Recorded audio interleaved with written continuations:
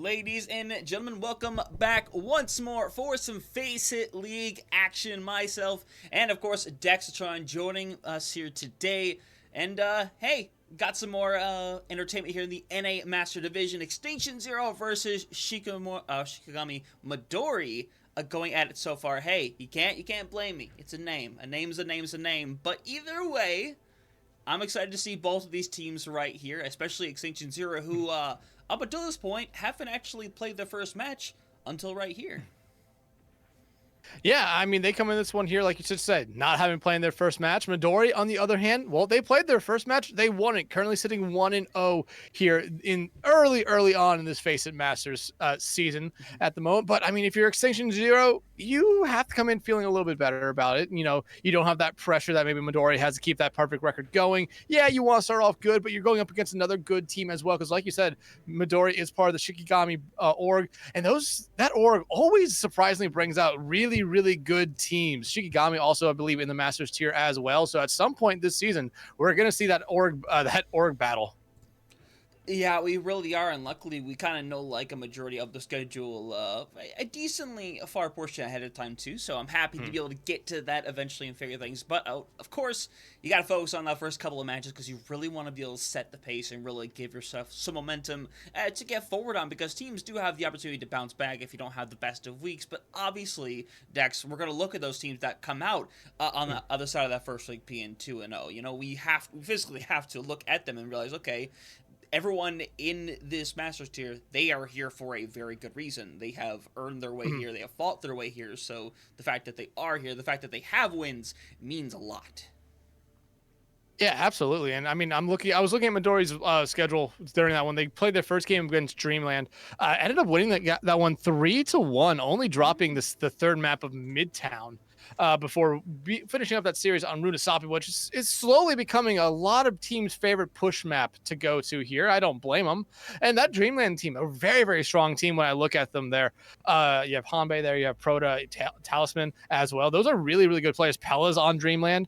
I mean, that's a really good team to beat in the first overall series of the season for them here. But I mean, this Extinction Zero team, again, another really good team. We mentioned some names on here, Juzu being one of them, Sunnyside, Solsei, being names that both me and you recognize here from just casting other leagues. So I have a lot of high hopes for this Extinction Zero squad. Yeah, that's kind of the really fun thing we have gotten to experience, especially when we look back at a team like Amplify, who we recognize a lot of those names because they had competed in leagues that we were casting. Some of them not necessarily at the exact time we were doing it, but the fact that we can recognize the name from that and realize, oh my god, like that's a weird feeling to have in that kind of situation right there. And just the fact that we have a lot of players that we've seen previously, it's just kind of nice to have that longevity, having players stick around, having them continuously jump around, because while it is consistently a roster mania, it's really nice to see that, hey, players are still sticking around, still jumping around, still trying to make something happen. So can't be mad at the end of the day. No, you can't be mad about roster mania, players trying to find their best opportunities at other teams, even though you might look at some teams saying, hey, this team's been around for a long time, or at least the core has. But sometimes the best option for a lot of players is break up the core, go join something else, and you never know what will happen here. But I mean, we're still waiting at the moment. I mean, lobby technically hasn't even started yet, so these two teams gonna slowly here in about 1 second get going with what our maps are going to be here. So control, we see them. I can actually see what the pool is: Busan, Ilios, and Oasis. I feel like Oasis is again probably the one that we end up seeing here, because that seems to be the one that a lot of teams are going to here at the moment. Yeah, it kind of has been the case, and 100% it's going to as well. So, Oasis is going to get things started away. Side isn't really going to matter a whole lot, but what is going to matter a whole lot in this situation is what our bans are going to be right here. And we've seen general bans so far, and what has been consistent and common, like the Juno, even the Arisa has started to ban a lot more as well, but that Juno just seems to be a constant fixture. Yeah, and we talked about last time, me and you were doing this. It's just a very strong hero at the moment. Even with some slight nerfs coming on at the start of season 16, it's not that wild to see her be banned out. But honestly, surprisingly, in my opinion, the first hero we're seeing banned out in this game is a Tracer. Now, I don't hate the ban because Tracer's still a problem, and I will always say this. I mean, Tracer is very strong at the moment. You're going to force out a lot of heroes that have those kind of get out of jail free cards. You get rid of that Tracer early on, maybe allows that backline to play something a little more, fragile if they want. Yeah, 100% here. As obviously that going by a little too quick for us to catch on to that second ban, but I'm sure we'll figure it out momentarily here. So either way, obviously we'll have to pick either a tank or a support in that situation right there, because obviously can't ban two characters from the same exact category, and that's why we have things like protection bans in this situation here, in case you don't really have someone you want to ban. If you want to play Tracer, you should go ahead and you ban the Torbjorn, and it's not a thing the enemy can do about it. Yeah, no, not at all. And hey, Hunter, that other ban that we're seeing come out here is going to be the hero that you're talking about first, the Orisa ban, coming out here second. So honestly, I like these two bans. I feel like getting rid of the Tracer really forced you to play a Genji, and getting rid of the Orisa, especially on a map like Oasis, maybe force you into something where you go a little bit divey. I've been seeing a lot of Hazard here recently on this map. Maybe even something like a Ramatra comes out here as well. But looks like for our first map of the night, we will be starting out here on University. Yeah, University, honestly, I like the sub-map, I think, the most out of the three. Now, is that because it's Brawl? Yes, that is because it is Brawl. I'm gonna be very transparent. I love the fact that we have the one sub-map that is Brawl being the one we start out on. But either way, we're gonna be ready to jump into this thing. Dex, and I mean, comp-wise, gonna ask what we're going to expect right here. But honestly, obviously, nothing in place until we're out the doors, but like, I don't really hate either side, I gotta say. I don't hate either side either. I mean, I really like these two compositions. We expected to see Freyas from both sides, and honestly, I really did expect to see Juno both sides because they weren't banned. But having the Brig there as well, just a very solid support to be paired with Juno. I love the difference that we're seeing at tanks though. Hero on that Ramadra and Leo on the Mauga here. I mean, Mauga gets a lot of hate for justifiable reasons. When they came out, they kind of ruined the game for a little bit, but I think they're in a very good spot right now, and they're not unkillable like they were before. Yeah, definitely not, but still, I think a very strong character, all things considered. And I mean, it's just said for me, Dex. At the end of the day, Triplet already has gone down, and now you have the difficulty of trying to pretty much work solo with your Juno, as Triplet can immediately go over to the Lucio instead. And Seaborn swapping over to the Kiriko here as well. They see the composition that Extinction is running here at the moment. They want to play a little bit differently, and I don't hate them for that. I actually really like this composition they have with the Ramatra as well. They want to be able to run down Leo here, or some of that back line as well. Yeah, 100%, but Solsei does get deleted. Now the question is how they want to engage, and they're just going to go in and try to find something. Nice hack, nice cleanse to kind of stop everything that Leo was attempting to do, but unfortunately, Hero separated on all sides. Eventually, the trade-outs coming into play right there, but 90% going to be the percentage for the time being. Fight not over quite yet right now, as you're hoping you find the pick right now, as you end up managing to get the trade-out. But at the end of the day, it looks like generally that's going to still just keep on benefiting Extinction Zero. Yeah, I mean, Midori, though, taking that point right there, a huge kind of play for them. You do lose out that fight there if you are Extinction. But, I mean, 19% is nothing to scoff at. Midori, though, now in the lead. And I think the biggest difference right now is Zaitu here on this Sombra. It's going to be a huge thing that really Zero is going to have to be just prepared for any time. That backline has to be watching out. Solsei, though, already hacked out. So, I mean, I love how Zaitu's actually playing this here. They're close to an EMP. I would not be surprised. The moment they get it, they pop it off. Because look how close Extinction's playing to each other.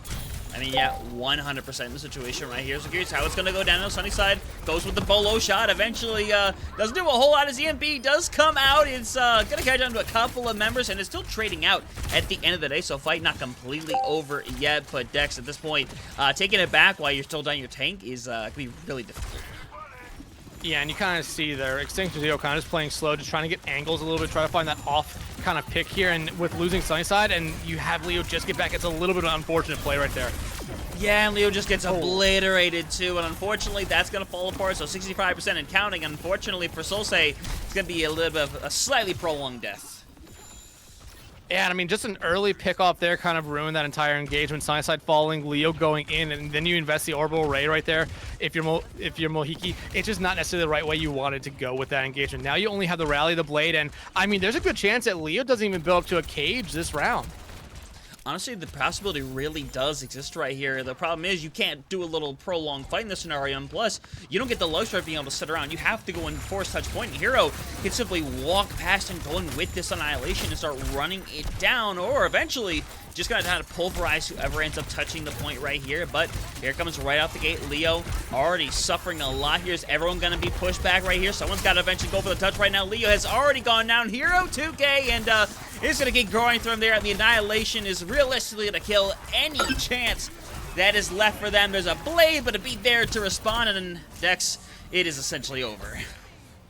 Yeah, it's over. I mean, give it up to Midori there. That first fight, they kind of struggled with a lot of stuff. Triple and Seaborn made those swaps over to the Lucio and Kiriko, and look at what happened. It completely flipped that point there on its head, and they played a lot better after it. And it was also Zaitu absolutely picking up on the Sombra as well, gave problems to everyone there on Extinction Zero's side, where there was no real good response. You see Leo currently hovering the Doomfist. I don't expect them to stay on the Doomfist, but I don't expect them to come back out on the Malga. However, they're teasing us with the Malga here, so wouldn't necessarily be surprised. Juzu going over here now to the Lucio. I kind of like this matching if they do stick with it, but again, it looks like they're kind of just teasing us with any swaps. Yeah, classic situation here, but you know what, at the end of the day, I don't hate it whatsoever, as both teams going to TP out, try to get some advantage. Going to go over to the Sombra and the Genji, respectively here. So once again, the Malga and the Ramatra battle. Curious how it's going to be, honestly, any different than how things went the first time around. You have some height to play with here, and hey, if Mohiki's going to be able to find triplet out early, playing a little bit aggressively on that Lucio, I mean, you take what you can get. Yeah, 100%. So very much an active fight for them, trying to find something in the situation, as being in the fight before, obviously extremely helpful, with triplet being down, not able to really do anything in this situation. So they're simply going to have to give up the point. They're going to go for the touch. Unfortunately, it's going to be a little late right here, as Leo just doing their darndest to be able to survive, just being hit from all angles. Yeah, but we saw Midori do the exact same thing on the first point. They're okay giving up the first cap, especially if they feel like they can come back in and quickly win a team fight. But I like how Zero is kind of playing this here so far, but Leo falling early, not what you want to see. Nah, not in the slightest right here. Hacko's coming through, but eventually, even though Fuso eventually finds one, it's not going to matter a whole lot. It's just the stall game at this point. Lucky to get to 26% right here, as already big conversation of ults, especially that EMP around the corner. Yeah, they've been able to build up EMPs incredibly fast here. You look at Seaborn as well, almost to a Kitsune Rush. And then Cabe, I mean, you expect the Freya's to get ultimates here very, very quickly. That's something that I think a lot of people really want to see changed here coming up at some point, probably starting next season. But, I mean, you already have the bolo shot here for Cabe. That's going to be probably the thing that gets this fight started, in my opinion. And then after that, you'll just see a cleanup from the rest of the side of Midori. Yeah, body being thrown in, and Cabe gonna get rid of two. That fight is done and dusted, and Cabe not even gonna pay with their life right here. Is eventually deleted away, and I mean, that's exactly how you want to do a fight right there. One all quick out, already a third of the way to another. Yeah, and look at how much ult charge I got right after that bolo shot went off. 35% already. There's a good chance that if they land a couple of these right-click shots, they're going to be able to have another bolo shot here by the end of the next engagement. But you start looking at what Extinction has coming in this one here. They have their own bolo. They have their own orbital ray, but an EMP. Yeah, that's a little unfortunate right there. Any chance of pulling that one back is, I mean, there was just never a chance in the first place. You don't have something like a beat. You didn't have a cage. Everybody gets caught in that one, and now 65% already considering final fight territory. I mean, if Extinction Zero comes out and plays with this fast, even if they lose it, they should get one more try, even though it will probably just be touches. But you look at what they have. They're coming up to all 5 of their ultimates here, but Cabe playing aggressively right now, and you look at what Midori has here. 3, almost 4 ultimates. The Oro Ray, though, is out from Sunnyside. Yeah, and Hero getting ran out at the moment, does have an annihilation still sending by, can eventually use it to simply play the defense mechanism, but the beat is also used as well.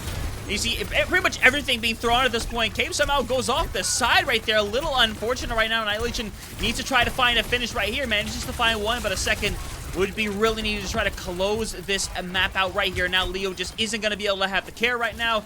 It's just Sunnyside with a little bit of help right now from Uhiki trying to hold on right now, but Hero just doing an amazing job of stalling out, making sure they can stay alive, and unfortunately, Dex, the numbers game is eventually going to pay off, I imagine.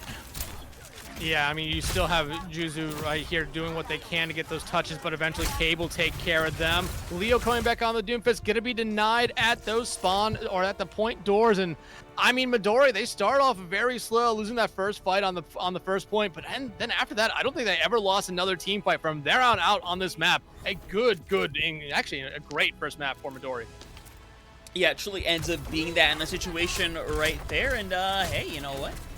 At the end of the day, can't be mad whatsoever for hey, what transpired right there. But this is a symbol of a team coming out the gate and just coming out the gate extremely strong, because that's not something we see super consistently, it feels like, even in these matches where it feels like Control is the one map that can really kind of sway one way or the other. But coming out here, only really giving up 2 fights total, and both those fights ended up just being the opening ones, where they just lost one and decided, you know what, let's just bide our time. Let's just reset, take another fight here once we get our 5th back.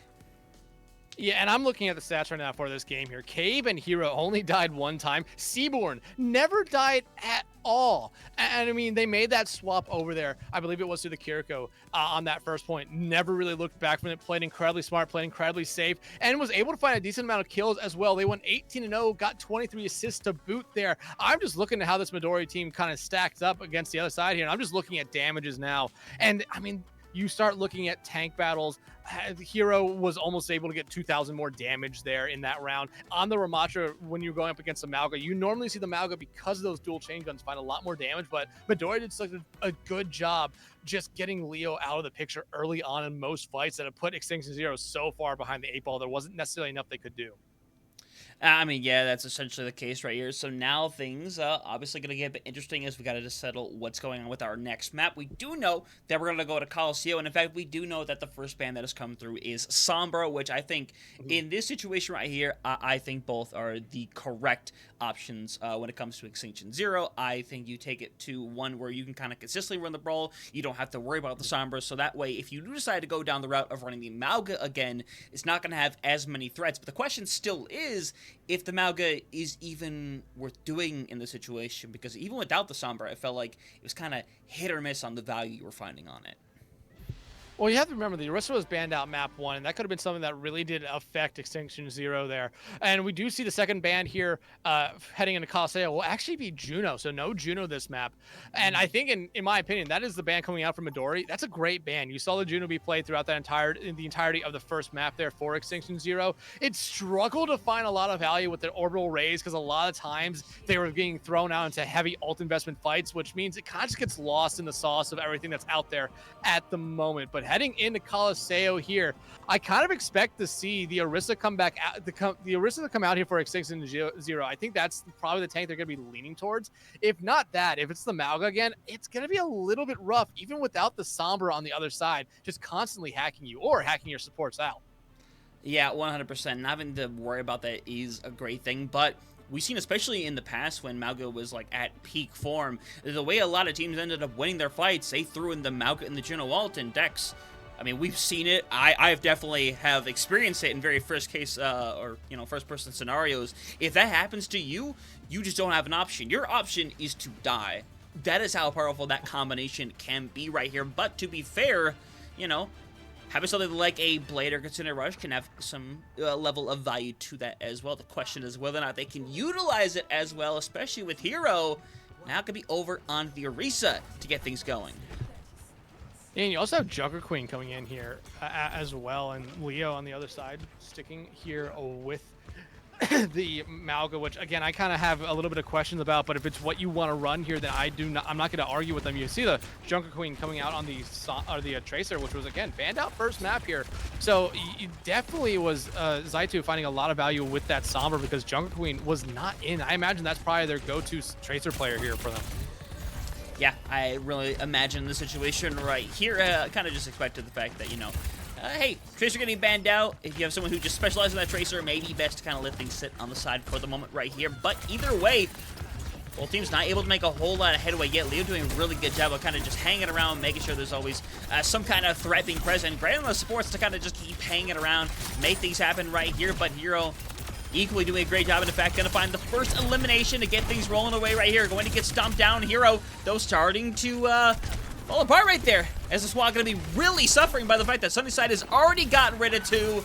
And even though Hero does go down, fight is very much secured in their favor. A good opening fight to get things going as Leo shouldn't take too long to get back.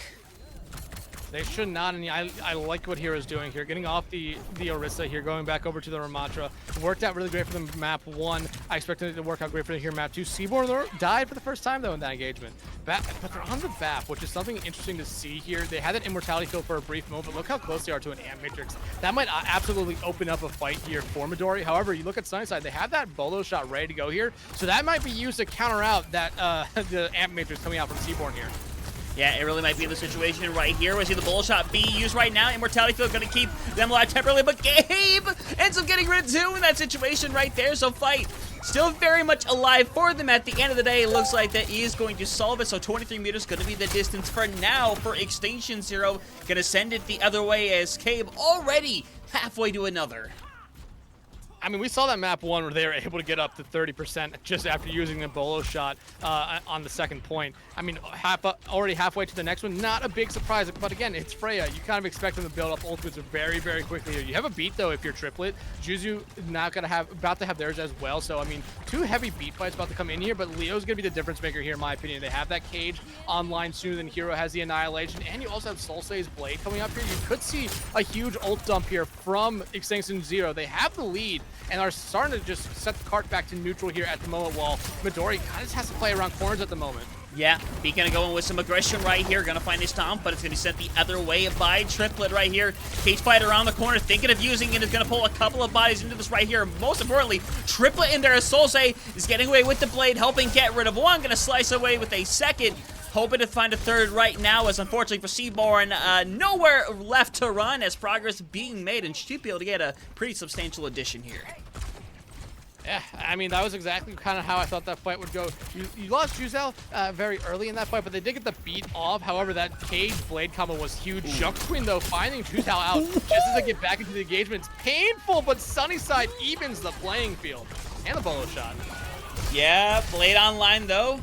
Queen got rid of 1. Gonna, I imagine, force out and potentially gonna get a second right now, as no deep flag means they're gonna fall apart at the seams right here. But the trade out at the end of the day really is going to benefit the side of Midori more. Their spawns are closer, but the problem is they have to worry about touching and try to stop the checkpoint for going through.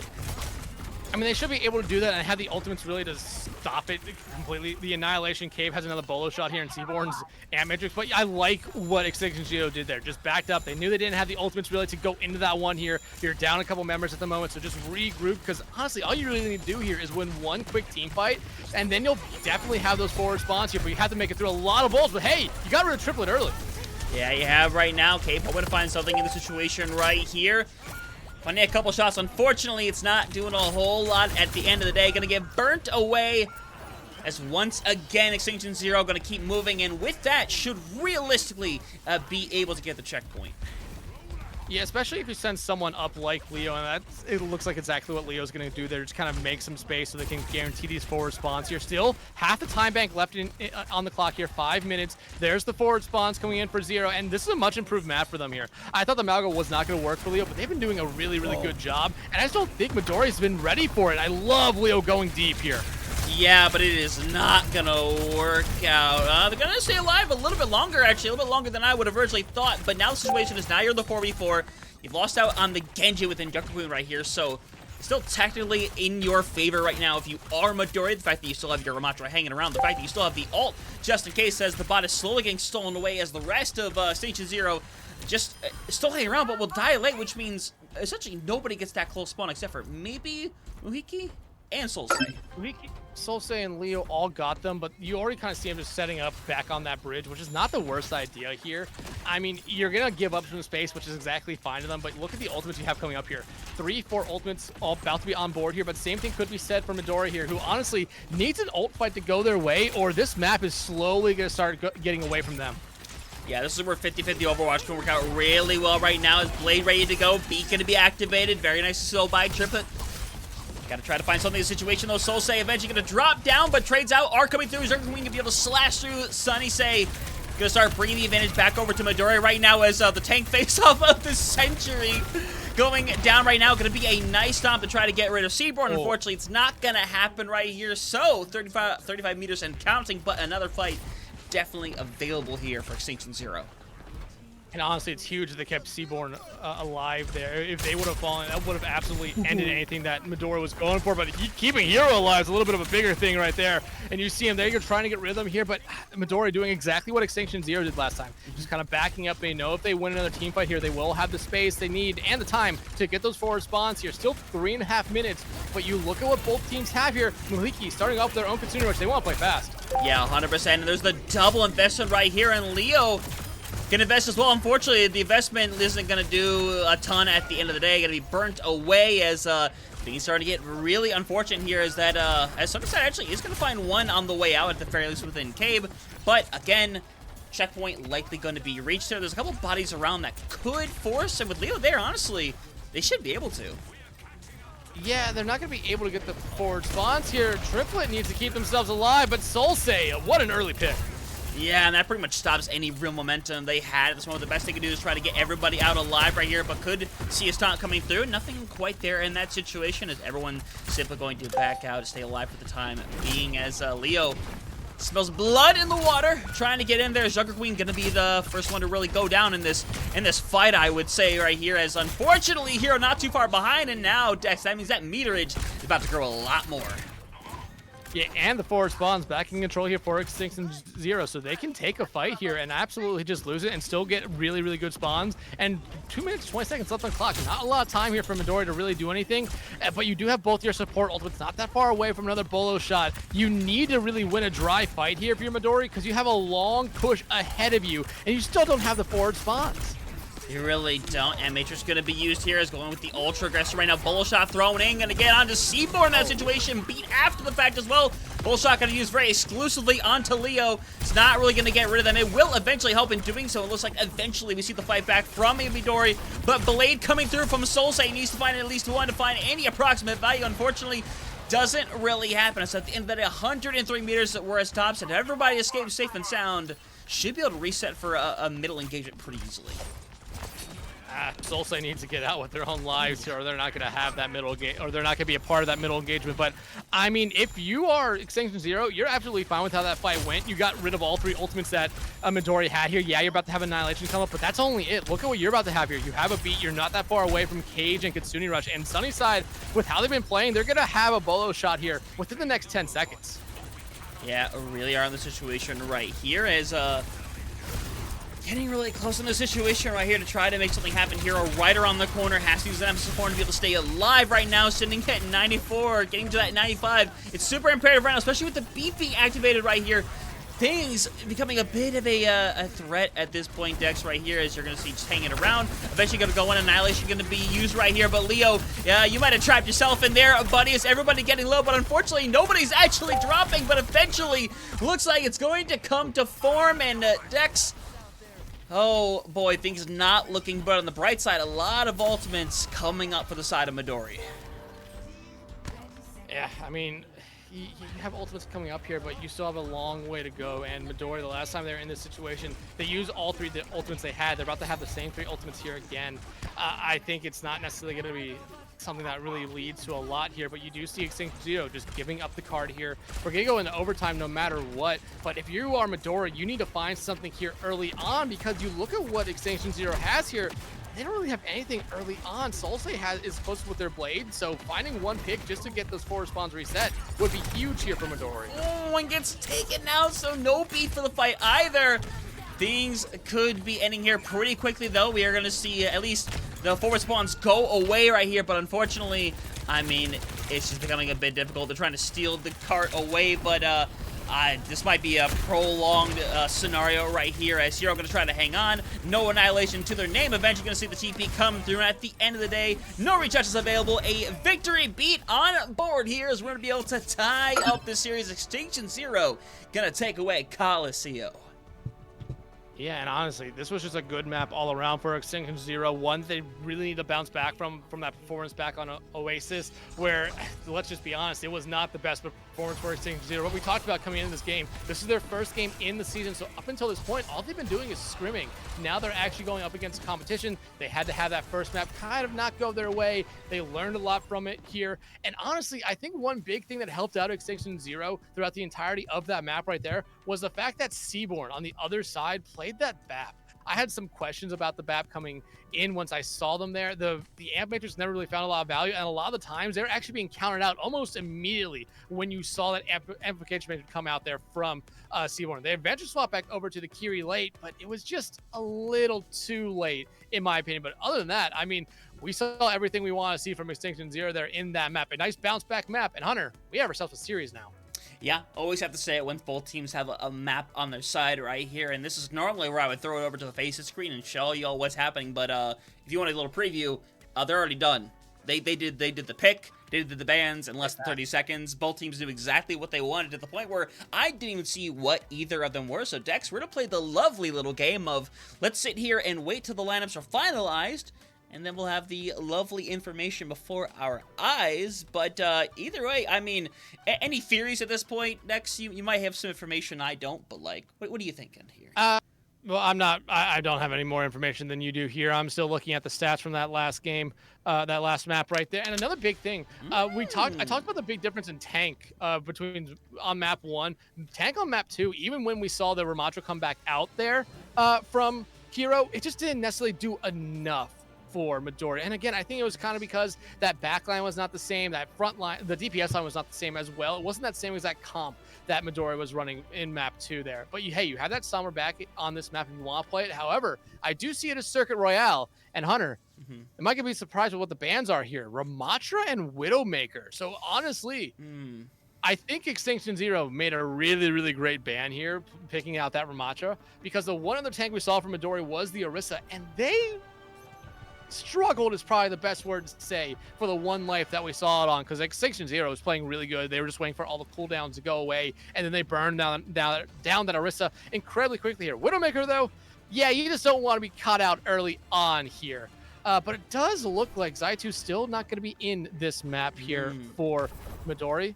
So you still have Jungle Queen coming back out here, and they are attacking, so they are teasing out some stuff, but Mohiki, the BAP, like I said, I was a little bit questionable with the composition that we saw with last time, but with this composition that Extinction Zero is coming out with here, I don't hate it. Honestly, I really like it. And Juzao coming out on the Iari, this has been a map that we are seeing a lot of Iari on lately, and I'm really liking it. Yeah, not a character that we saw in the real, well, meta, I will say, for quite some time. So to be able to see them be, well, yep. Hey, Dex, getting any flashbacks of Tuesday right now? Because this was the same. This was the same map where. This was the same map. This was the same map where we had it go almost to the end and then restart. But it looks like it was Sunnyside who's having the problem here with the disconnect. But I mean, just looking at what we were seeing there, Sunnyside we know is going to be the Freya, Cabe still being the Freya here for Midori. They've been doing a really good job, and it's been a nice kind of back and forth to really watch between the two, because it seems like when you feel like one has the upper hand every time, the other comes back and is able to kind of win that fight out a little bit here. But the interesting thing that I'm seeing here, just out the gate, while the players are still coming out of spawn, you look at what Midori is running here. Jungle Queen on the Mei and Seaborn on the Zen. Zen, not necessarily a surprising pick to see here on Circuit Royale. Again, with it being a little bit of a poke composition map, both these teams were running poke. You're not necessarily surprised to see it here. Jungle Queen, though, on the Mei, I'm starting to see a lot more Mei on this map, but you really need to hope that Sigma player on the other side is playing on the low ground, because if they aren't, the Mei really does struggle to find value up until you get through that first choke point at the bridge. Yeah, 100% in the situation right here. And that's why it's so careful. I have to play carefully with a Mei right here, because you can get caught out that easily. I know it's a scenario where, yes, you have the ability to, preserve your life quite a bit as Sigma between your abilities, between your shield. But the Mei doesn't care about that. The Mei does not care if you have a shield. It does not care what you have. If you get caught out on the corner of a wall, it becomes a desperate scenario. And heck, it might be a scenario where, Muhiki might be forced to use an immortality field, and it's going to make the fight a little bit easier to really happen. But Either way, Dex, I think we got everything back in order, which means we're going to get this map properly started. Yeah, what sucks here now, if you're Extinction Zero, is that Sunnyside has to come all the way back from the spawn. So right now, Midori's gonna get a lot of free space, and they might honestly be able to get to the bridge without having to deal with Sunnyside on that Freya here, and that's exactly what's gonna happen. Nice ice wall coming out there early on. Like I said, Hunter, this is where you would find the most value from those ice walls, this bridge. Yeah, 100%, and usually we see some teams kind of just drill by this first part anyway. It's not exactly the biggest punishment in the world for them to have to drop back here, but what it does mean is that ultimates are to take a long time to build up in the situation right here, and usually you think of teams having them ready to go right here as Leo. Like I said, that mate does not care who you are, what you have done, and Hero is in the same exact scenario right now. Leo ends up going down first and foremost, though, right here is Hero doing the darndest to survive right here, as looks like their team doing a really good job of keeping them well sustained. And Triplet, I mean, Mohiki not necessarily going to escape that one. Triplet will find them there. The ice wall going to basically seal a deal there for Solse. And right now, I mean, Midori, this is a really good start for them. A bounce back from the kind of performance they had on the last map. Kind of how you want everything to go, but keeping Hero alive there is very, very key because they were getting as low as Leo, but they just got behind their own shield at the right moment. But forward spot, or point one, already capped here for Midori. 5 minutes on the second time bank here. But this is a hard point to push through, especially if you lose a fight early.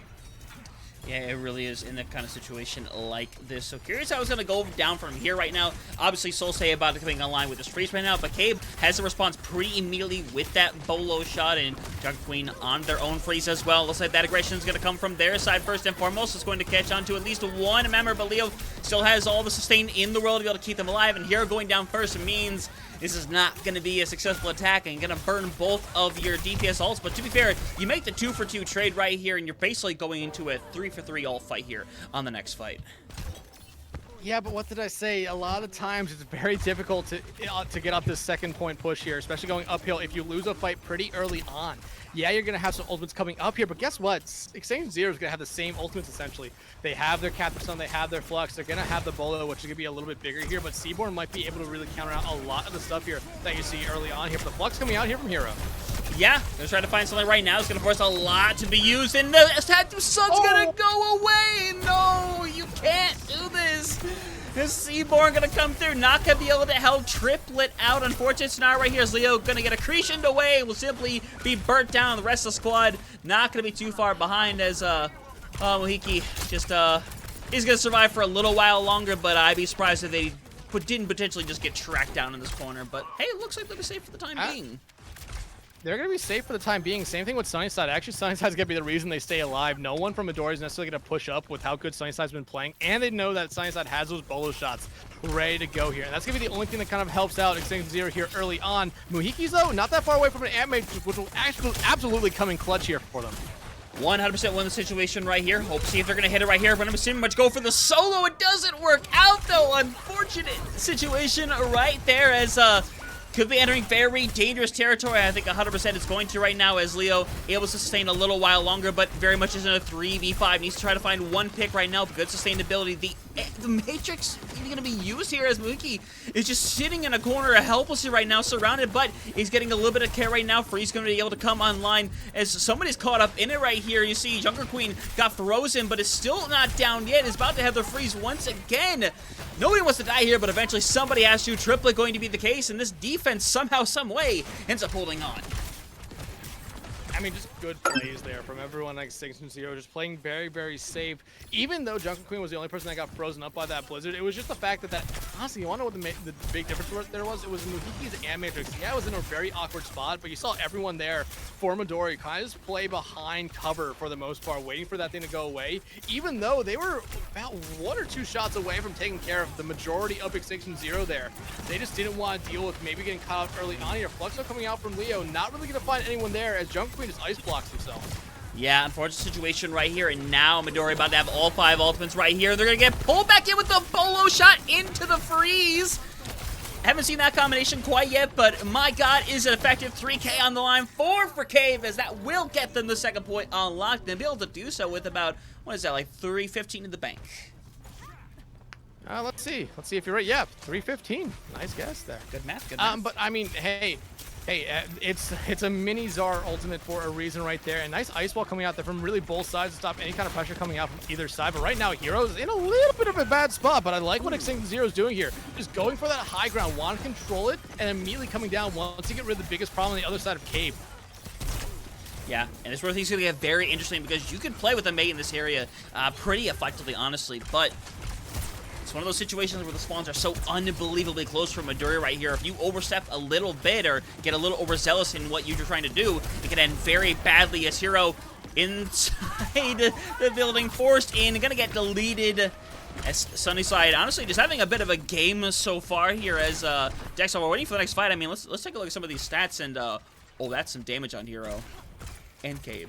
I mean, you would expect it from both of them there. I mean, they're doing a really good job, and I mean the fact that Cabe's only at 7,000 here, and Solsay though actually finding Junk Queen out. I mean, you see it right now. Midori's kind of struggling to get through this choke, and I love how Extinction Zero is playing, especially with the ultimates they have. It's gonna be very, very difficult for Midori to get through it without using their old ultimates, and you're really looking to get rid of that probably. That Transcendence out from Seaborn because you know they have it ready to go, and there's so many ultimates on the other side here for Extinction Zero that will just clean house if that's out early. Yeah, Freeze gonna be used right here. Hero gonna be caught inside of it, gonna get super low, not enough damage to burn them away. It's being 2, make it 3 that are used right here. Only a Freeze has been used here, as gonna get rocked out of it as well, but eventually still going to lose the fight. But at the end of the day, you managed to stall for almost a minute and a half right there. You force out 3 ultimates in this fight, and now going to this one, you're gonna at least be 2 for 2 with these ults. Yeah, but I mean, that was actually the basic case scenario there if you're Midori. Yeah, you invested 3 ultimates, but at the same time, you basically got rid of all the ultimates you were kind of worried about on the other side. Yeah, you know the beat's there, you know the flux is probably not that far away, but you have a Blizzard here that could actually do a lot and try to force out that beat very early on if you are Juzu. Yeah, 100%. Beat online as well. Be very useful right here, especially when you're going in with a Freeze. Gonna throw it down to try to catch on right now. Gets caught into the bolo shot, and everybody will live temporarily, but Leo still throughout all of that sustain ends up being taken down, but the rest of the squad trying to keep everybody going, but it's become a bit of a desperate situation right now. But eventually looks like Sunnyside in squad gonna be able to hold on, and now we're gonna go into final fight territory, and unfortunately for Midori, no ultimates to speak of.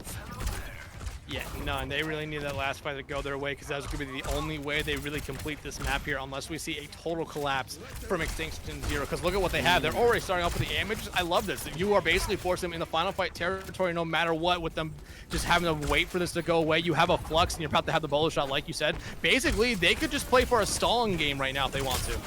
Yeah, and they're going to throw body after body in right now. Rock going to go out, but on the wrong person, unfortunately. And now Leo just having a day at the shooting range right here is eventually going to try to see if he can force at least one touch. Unfortunately, it's not going to happen, so going to be stopped at the very end there, 80 meters through second checkpoint. It's still a pretty good distance to have on a map like Circuit Royale, but it does mean that if you're Extinction Zero, you don't got to finish the map to have to take this one away. No, you just have to make sure you get about halfway through that final point push, which, I mean, we saw it there. The biggest problem that Midori had was just getting through this initial choke. They were only able to win the team fight once, and then Extinction Zero came right back out and basically held them there. Just looking at the stats right now, I mean, Sunnyside did a good job there that entire round on that fray, only dying twice and just doing a solid, just doing a solid amount of damage. Leo as well. I mean, they were taking a lot of that front space, taking a lot of space as well. 13,000 mitigation is nothing to scoff at, but you look at Heroes, 14,000. You would really expect that from an attacking Sigma here, but I mean the biggest difference in my opinion was really that support lines for both sides. I felt like they did a huge job, and Mohiki on the BAP, again, I questioned when we saw it last map on Colosseo, but this map it makes a little bit more sense. There's a lot more areas for you to just kind of get set up and be able to provide damage and good angles for healing, and the immortality fields really did come in clutch a lot of the time here. Seaborn though, you see him coming out here on the Juno. No more Zenyatta. I feel like as that map went on, Zenyatta found less and less value, which really did end up hurting Midori. Yeah, I think it really did in that situation right here, but I mean, it's kind of difficult to argue it sometimes for the kind of value that you can find out of a Juno if things do go well here, but now this is the advantage that, unfortunately, you didn't get to have before if you were Extinction Zero, of being able to hold right here. Remember, they had to drop back because of that DC, so now advantage in Midori's favor to be able to actually hold on to this area, but you can already see they are not too engaged to play too far forward either. And they really don't want to as well, and especially if you're like, the supports, you don't want to be poking your heads out. As you already see Seaborn taking a lot of damage. Yeah, and already getting forced back, pretty much the same copy of what happened during that first fight from back in our original attack here. But question is whether or not it will work out as well for them as it did for Midori right now. Going to throw in the rocket and going to get walled up there, so it's not going to end up connecting right now. But Hero goes down regardless, and now things falling apart. I mean, it's pretty much the same level of success right there. There's a little bit of clipping going on, ladies and gentlemen. But either way, with that happening, I mean, that's going to lock it down already. So, I mean, 5.5 minutes going to second point? Oh, boy. Yeah, about to be 30 more seconds than what Midori got. And Solsei, I mean, we didn't talk about them, or I didn't talk about them at all during the break in between rounds, but their ice walls have been absolutely huge for this Extinction Zero's team this entire round. You always see him catching off Hero, catching off Junker Queen as well. They've been the two that have always been kind of getting stuck between them. And the ice walls for both sides have done a good job, but it just seems like Solsei's always end up finding the value they're looking for and a little bit more. Yeah, Triplet struggling a little bit, but Junker Queen going to be the first one to go down, and we're seeing Gabe try to find something right here. Going to be able to pull in at least one within their opposition within Sunnyside, but unfortunately, Never's game is still very much playing into effect right now. Sosei obviously does have the freeze right now. It's not going to be used right now, trying to find something with, with the rock, but unfortunately no accretion to be seen, and now, I mean, Extinction Zero just seemingly can't be stopped at the moment. No, they're just rolling straight through, investing the Blizzard. However, it gets stuck by the wall. However, you still end up freezing Hero and taking them out. That's going to guarantee you this .2 push, or this cap here. Solsei almost trapping their own teammates right there, and actually going to force out their own immortality field, but there should not be another touch here. Wow. And now Extinction Zero, almost 6 minutes on the time bank, and you don't even need to complete the map, and they're just casually walking through. You know, I kind of wish Midori would have finished the map now, because we could be talking about some records right here potentially, but Leo forced into a small room, literally just getting jumped, unfortunately, so not a whole lot you can do in that situation there, as they're going to use the Ant Matrix might be lit. Now that's a bit of an over-investment right there. I mean, it's going to draw some space for some push, I guess.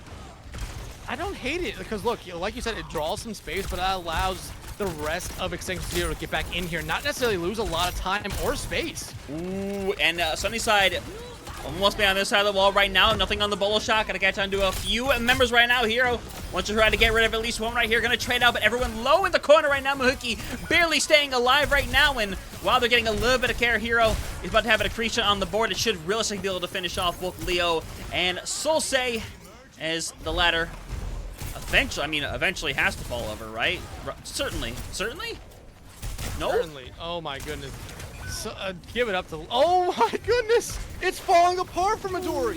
It is right there! You need to get rid of Leo. That would have been a perfect opportunity to take some space back and get rid of some clock, but Leo stays alive now. They're about to have a flux. They're about to have a beat. And if you're Midori, you look at what you have here. This orbital ray needs to win you a fight, and it needs to force out almost every ultimate from the other side if you want to have a good chance here. Still over 4 minutes on time bank. Yep, be gonna come online. Leo gonna get caught with it, and that keeps Leo alive for about an extra 2 seconds before getting deleted anyway. Juzu just in a really unfortunate situation now, as it looks like the rest of the squad just simply gonna move forward, and now shifting away a little more of that time bank with Kate being taken out, and Triplet not too far behind means the re-engagement might not be as hard, because that wow, okay, Muki is just aggressive with these Ant Matrices. Hey, Mohiki's feeling himself. They've been playing a good map. They played a really good last map as well. But right now, this Blizzard for Junker Queen, it needs to come in clutch here. You need to be able to get up as well. Because you look at what Extinction Zero's coming up to here. They still have the Flux. They still have their own Blizzard. But Sunnyside not that far away from a Bolo, and Mohiki finding Junker Queen out early. Yeah, one person gonna get caught in that freeze, gonna be thrown in, and ladies and gentlemen, I think the ultimate investment at the end of the day is gonna work out. Bolo shot there for good measure, but not really needed. It's gonna pretty much get solo use right there. Sunnyside, nice cleanup, and that is going to be some domination right there from Extinction Zero. Gonna move up to match point, ladies and gentlemen, and if you had any doubt after that first map, it has quickly been expelled. Yeah, no, Extinction Zero, I mean, that first map, like I kind of said, after their map 2 performance, had to be a warm-up, and with their map 3 performance, yeah, it definitely was a little bit of a warm-up here. Again, Extinction 0 yet to play a game this season for FaceIt. Midori did end up playing one earlier on, played Dreamland, beat them 3-1.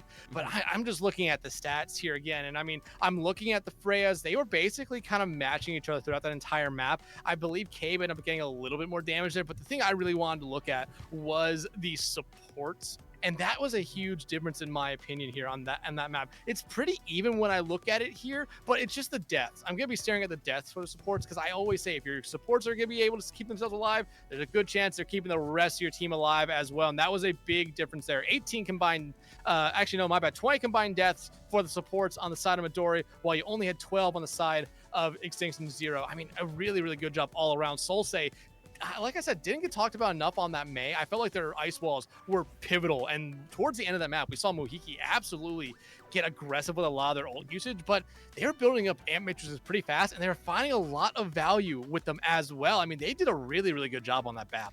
Yeah, I mean, if you can get the ult that quickly, it's like, why not try to use it that aggressively right there? Because if you see a window, whether you're in a 5v5, if you're in a 5v4, sometimes even a 5v3, you don't really want to risk walking into that, and I guess you're more satisfied to simply give up the little bit of space, because at that point, you don't want to risk peeking out and losing a member or two pushing, because once that happens, you know, that one or two that are sitting in spawn are back in the fight, and at that point, there's literally nothing you can do about it at that point. You're forced to back up, so it's like you might as well play the safe option and simply hold the corner in the first place. Yeah, but we do know what our next map is, potentially our final map of the night here. We're going to be heading to Kings Row. First ban coming out from Midori is going to be on the Genji. And, I mean, you have this pick now if you are Extinction 0. Who do you go after? You can't ban out the Ram. You can't ban out the Mei anymore. It's going to be really interesting to see what they actually go for here, as I'm just kind of waiting. Maybe if I can get a quick glimpse at it before it all goes away. But I would be looking at potentially banning out support here. I don't think we banned Kiri, which has been something that this Midori team has been using a lot throughout this series and has really helped them out in fights. So I could see a Kiri ban. If you're not going to be banning out Kiri, I think you're going to that tank line. You can no longer ban out Orisa. It's going to be difficult. Well, I didn't get to see it, so we'll see it here in a brief moment. Yeah, I don't think, unfortunately, the second one really pops up. We'll obviously be able to see it momentarily here and what it's going to be, but either way, I believe the Genji was that first one, which, to be honest, I don't hate. I think it's a character that I think has gotten a fair amount of value. I think Solsei earlier was getting a pretty fair amount of value on it. Something you really don't want to have to deal with here. Plus, it really protects the other picks you want to make. If you want to keep running the Mei as well, it's definitely going to be a scenario where it's like, hey, ooh. So Juno now banned on both sides of the equation. Both sides. Ooh, you don't see that every day. Even with a character like Juno. Yeah, and I feel like a lot of the times we don't normally get that far in series where it really requires both teams banning out the same character. And a lot of times you don't see both teams really wanting to do that either. But Juno being banned out here, I feel like is a very good move. I'm assuming it is coming from Extinction 0. But again, I feel like Kiri would have been a little bit of a better pick here for them, or at least a little bit of a better ban. We have been seeing that a lot from Seaborn throughout the series tonight. So it's interesting to see the Juno coming out here now. But I mean, Kings Row. This could be our final map of the night here. Hero wants to come out on the Orisa, and Leo going back over to that Malgo they played on the first two maps. Struggled a little bit on map 1, but came back on map 2 and looked very, very good. And we might be looking at the same thing again here if you're Hero on this Orisa. Just being melted down, but you see Freaks actually coming in here now for Midori. They are on that Sombra that Zaitu did a really good job on the first map, and you need them to basically find that same value again here, because Midori, when they had that Sombra map 1, really, really put Extinction 0 in a spot where they just did not want to be.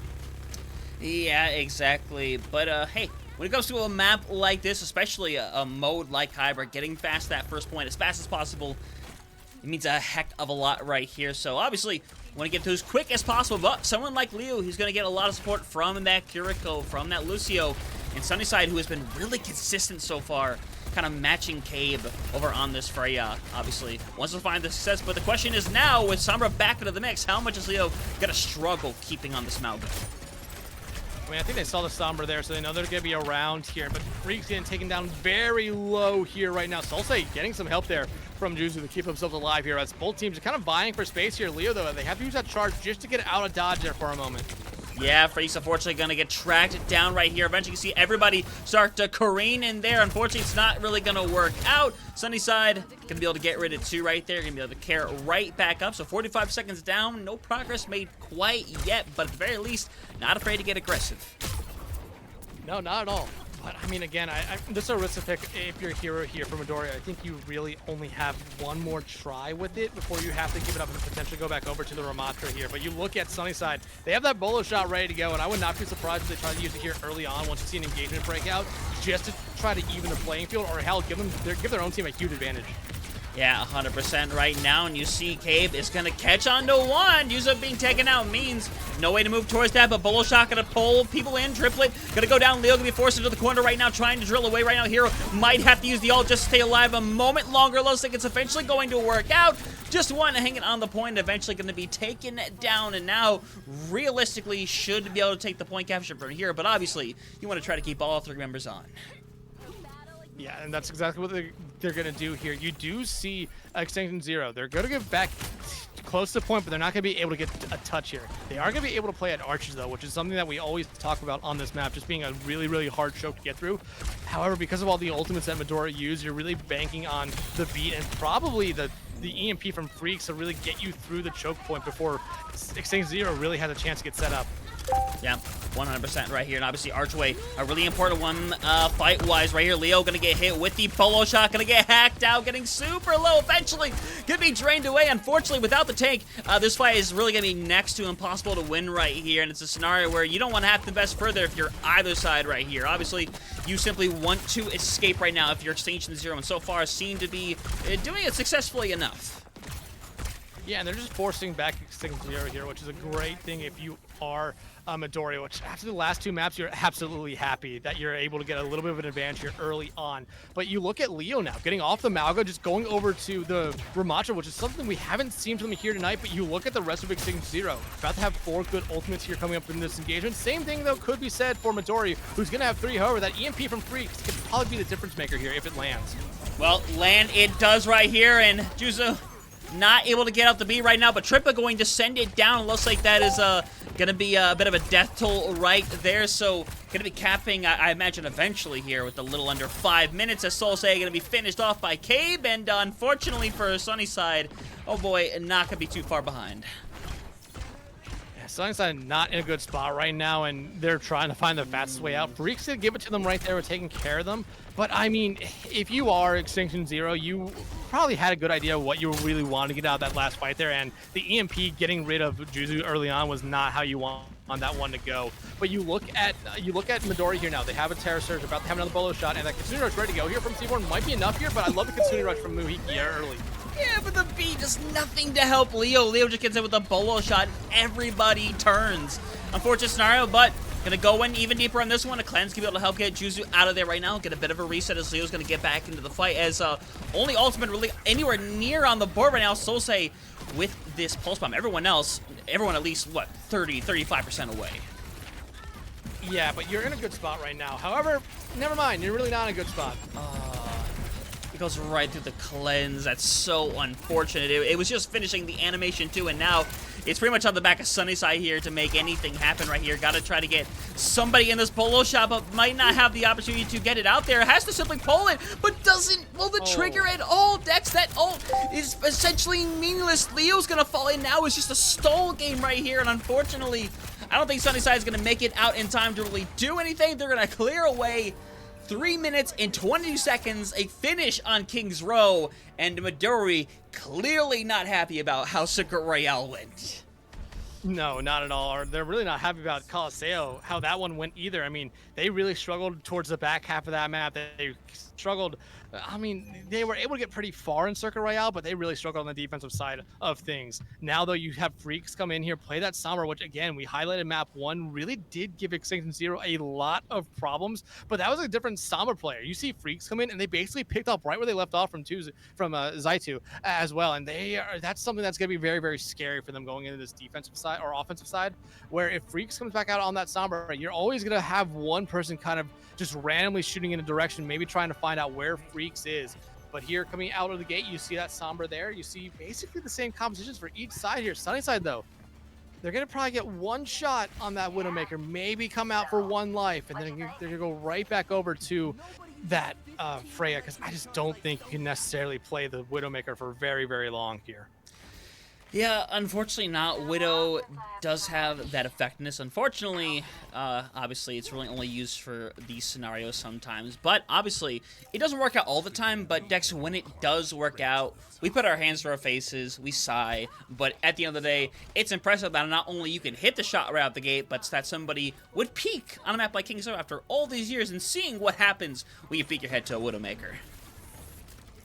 Well, here goes Sunnyside looking for it there. They do see one person, however, it's Hero, the only person that really won't die if you headshot them. And they immediately notice that, gonna turn around, go back to the Freya. Like I said, they had their one shot, and that was a smart move by them. You always want to see if the other team's gonna be kind of dumb enough to maybe poke their head out. I mean, yeah, we've seen it before. We've seen it from the pros as well. I mean, unfortunate, sometimes the mistake does happen right here. Solsei gonna get hit, does not have the ability to recall, I suppose, and simply gets taken out right here. So Extinction Zero gonna be struggling to get things started right here. Late death or two also on the way, as already Cabe gonna be at 66%. That bullet shot potentially available for this fight midway. Yeah, and you see Sunnyside immediately go back over to the Widow here for just probably one shot. But Cave, I mean, they've been playing very aggressively. Now you see them go right back over to the Freya here. But Cave, I mean, this has been a character or player that's been very consistent throughout the night on this Freya. They've been able to get bullet shots pretty high, but Freak's going to find Juzu out here early on again. This Sombra has been giving Extinction Zero a lot of problems. Yeah, it really has the situation right here. Hero going to be able to move in with the rest of the squad. Just keep pressuring them back because, honestly, there's not much you can do in the situation without all five sitting by. But Mahiki does have a continuing rush, finally, online for the squad.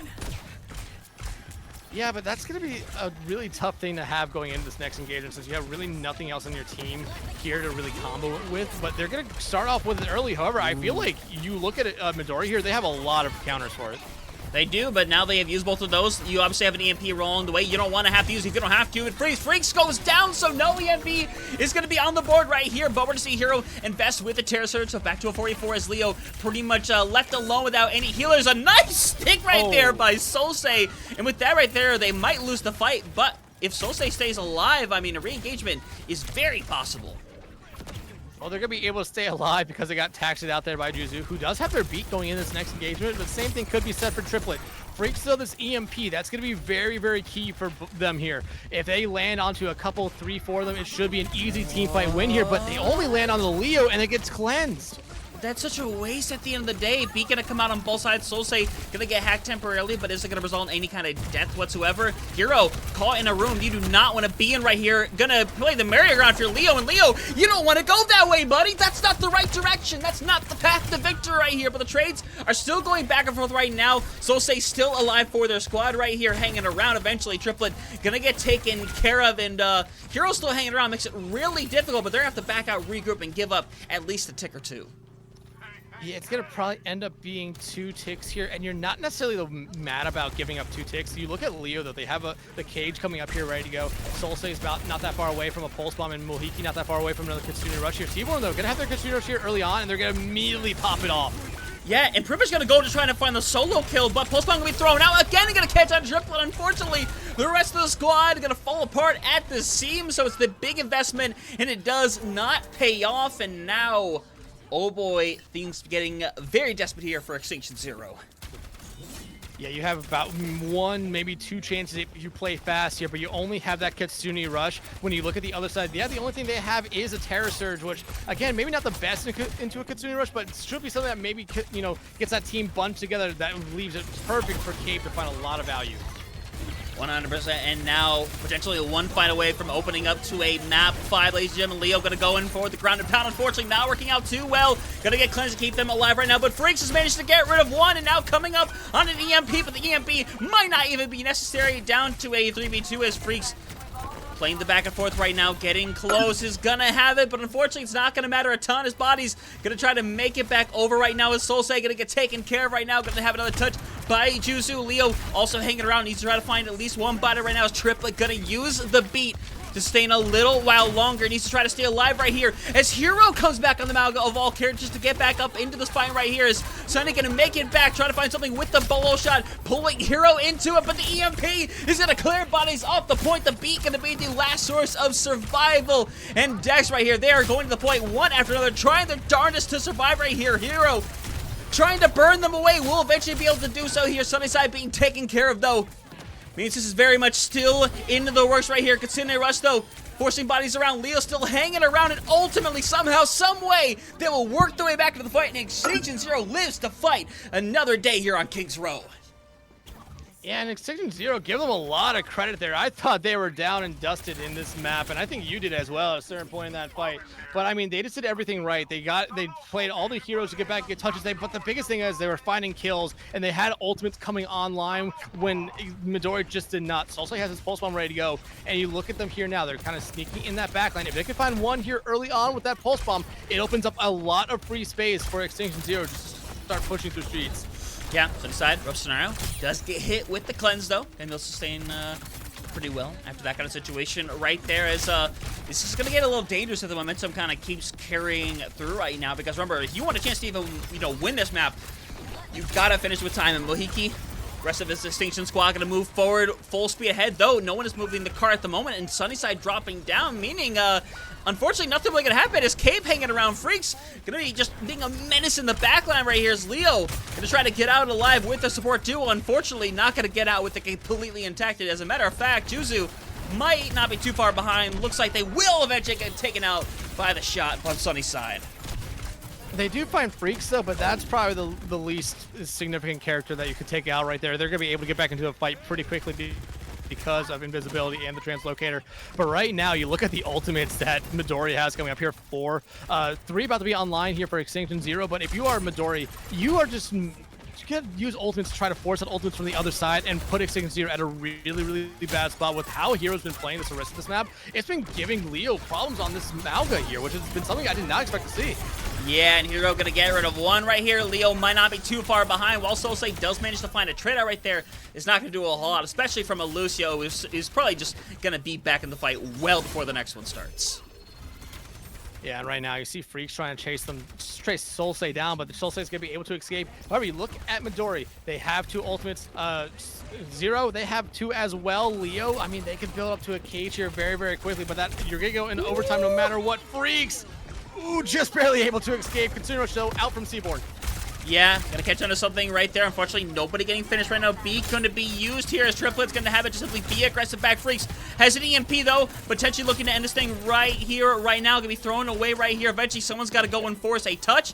It will eventually happen. EMP comes out, and it is going to be zilch. Nothing, no, nada.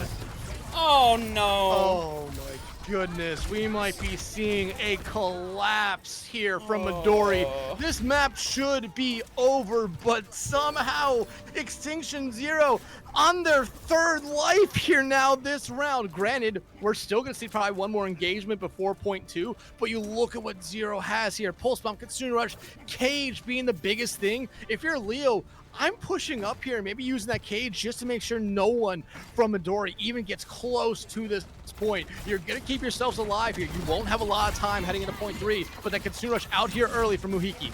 Yeah, 100% cage fight ready to go right here. Almost might not even be necessary. And in fact, it won't be right now. Just got to make sure you stay on the point, make it happen. 100% will, and now minute and a half on the clock. The dream of finishing the map is not unheard of, ladies and gentlemen, but it's going to take winning back-to-back fights to do it. And if this collapse happens here for Midori, it's going to have to be studied. It really is. Just Midori, they had multiple chances to end this map and force a map 5, but they are starting to fumble the bag worse than I've seen some other teams do it here. But right now, you still have a lot of time left, but look how far Extinction Zero has already pushed this card, and the cage is coming out to really just buy some space. Yeah, and remember, the cage is sticking to the car right now, which means that is just moving along as Cabe gonna use that solo onto Leo, who is just gonna have all the sustain in the world, and now Leo's gotten rid of one. Finishing the map is becoming a foregone conclusion, potentially, as Leo gonna be forced out right here as Mohiki eventually gonna help deliver a little bit of care, try to keep everything running here a little bit longer, but everyone's hiding away. Pulse Bomb gonna be thrown to the corner right now as Consider Rush gonna be used here by Seaborn, and the rest of this Midori squad need to win this fight. If they win this fight, they will secure at the very minimum a draw right here. Eventually gonna TP out right there, but the point is pushing through right now. Bodies need to try to stay on it right now. Leo sitting super low right now. Hero doing the drivers to drill through, but unfortunately, there's no drill hard enough to stop them right here. 10 seconds, 9 seconds. It will cap through, and ladies and gentlemen, there's a chance.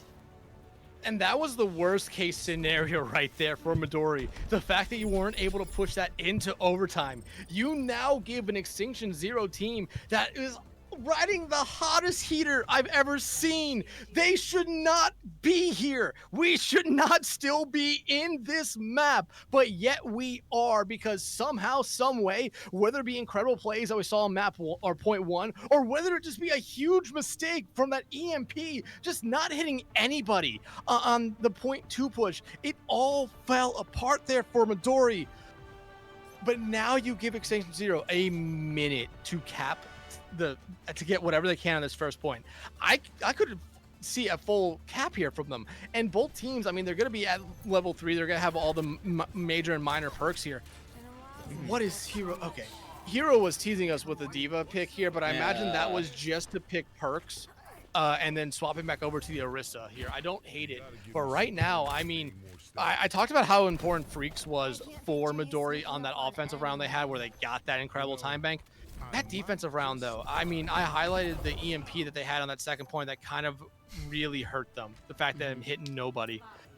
Yeah. They need to be a big difference maker here. A minute on the clock, though, so really, you're only getting one true fight here if you are Extinction Zero. If you're Midori, that's all you're really looking for here before it gets to that kind of touch phase that we saw. But we've seen Extinction Zero come out on top of in that phase already once this map.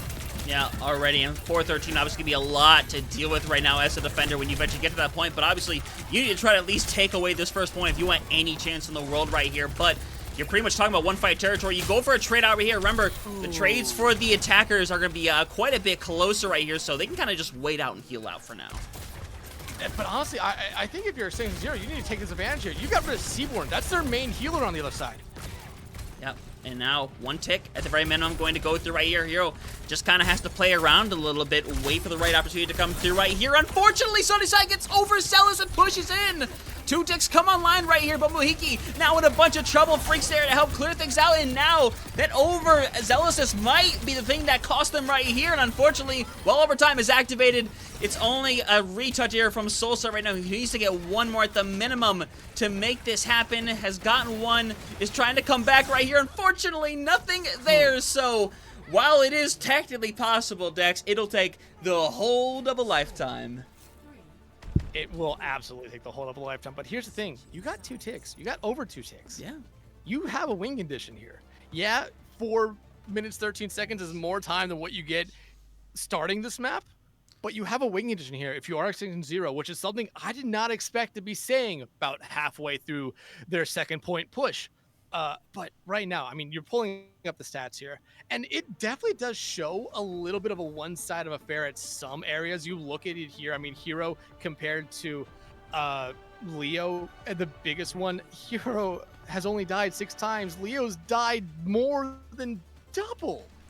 And somehow Extinction Zero is still in this map. And it comes from players like Solsei. Honestly, that's been a big difference maker here. Even though we see Sunnyside has 20k damage, Solsei has been a constant pest on this Tracer throughout this entire map. And it's done a really, really good job. I could say the same thing about Freaks, but Freaks, they had that big fall off in their defensive round in regulation. But they kind of picked it up there. I said they needed to be a difference maker in that overtime round, and I think they were. But now, heading into this one here, if you are Extinction Zero, you know what you have to do. You have to play every fight very, very smart. If you're Midori, you could come out with, say, that far that Freaks was potentially teasing us with, and do maybe a weird kind of composition for the first couple minutes. We don't want to give Extinction Zero that much time and that much space to kind of get the feeling of this round. Yeah, 100% right here, and you could just see an all-out assault to get things going as well, just see if you can just brute force it on that very first fight and make something happen right here as, gotta see how the takes are able to do as Leo has already used a lot of those cooldowns. Gonna get forced down into the hotel already. Potentially gonna give up the first tick pretty much immediately right here. Eventually gonna be forcing the touch right now. Still Gonna have to let it go through right here. Is trying to sustain in the middle of the point because unfortunately, you're gonna have to play on it now. You're running out of the options, the abilities to kind of go back and play again as Hack gonna come through onto Leo. Gonna keep getting punched through right now. Unfortunately, isn't gonna have the sustained power, and Dex, no more touches to come through right here. We are gonna go to a map 5, and my God, I mean, Midori, I mean, both these teams have had phenomenal maps in the back-to-back thing right here. I mean, Midori responding greatly to what happened on Circuit Royale. Yeah, Midori is responding greatly, but I mean, we have to talk about that defensive round from the round 2, where they kind of fell apart. I mean, I know I've kind of been beating that like a dead horse here, where I keep on bringing it up, but we should not have seen Extinction Zero finish that map. They should not have. Extinction Zero, they got that second life, they got that third life, and just ran with it. And Midori looked lost at times. Luckily, though, Midori had such an incredible time bank after that first round. They were able to kind of pick themselves back up and just be able to go out there and play a solid defensive round there in overtime, and then come out with a huge time back and really not even need to use it. And it just, I mean, this Midori team, yeah, you could probably go back and look at some stuff, but hey, you keep this series alive, 2-2, map 5, and I think this is what a lot of people are really hoping for from this series. And hey, our final map of the night gonna be Hollywood, which, Hunter, I'm gonna say this now, is technically a drawable map. I really hate that you said that, buddy. I gotta be honest here. I hate that you've done this, but significant ban though. Freya is saved for map 5 right here, and no Freya existing is gonna make things very interesting because we haven't really seen both of them really get off the Freya all that much. So, oh boy, I mean, what do you think the replacement is in the situation for Freya? Probably what the replacement has been in a lot of other high-level competitions, the Soj or a Cassidy here, especially on Hollywood. Maybe even Ashe, but I feel like you start losing a little bit more value on Ashe, so I'd probably expect Soj or Cassidy. But, I mean, Freya being banned out here definitely says that Extinction Zero is really looking at someone like Cabe, saying, hey, we need to make sure they are not finding as much value as they truly were throughout this entire series, because Cabe had 17,000 damage, 31 eliminations last map, and only died 5 times. The person who died the least that last map was Cabe. So if that Freya is able to stay alive, they are pumping out damage. I mean, but however, the same thing could be said. Sunnyside has been doing an incredible job on the Freya, but they died the most last map, 14 times. I mean, they were still able to get 21,000 damage themselves. But that 14 deaths really did end up hurting a lot of what Extinction Zero was really looking for there. And yeah, you can talk about a little bit of how the tanks played as well, especially in that overtime round. I think if you were Extinction Zero, you really did not want to come out on the Orisa, because we saw it there. They got hacked and immediately taken off the face of the playing field right there. And that was the beginning of the end for that map. Yeah, it's kind of unfortunate right there where, I mean, unfortunately, when you're in that situation of having to hold on to a point for 4 minutes, sometimes there's something in your brain that kind of clicks where it's like, hey, I need to make this play right here. I need to try to make something happen now, because if I let this team just do what they want to do, they are eventually just going to rotate in and run us over. So I don't necessarily blame the decision at the end of the day. It's just, obviously, if the risk worked out, we'd be sitting here praising it like, you know, like it was something amazing.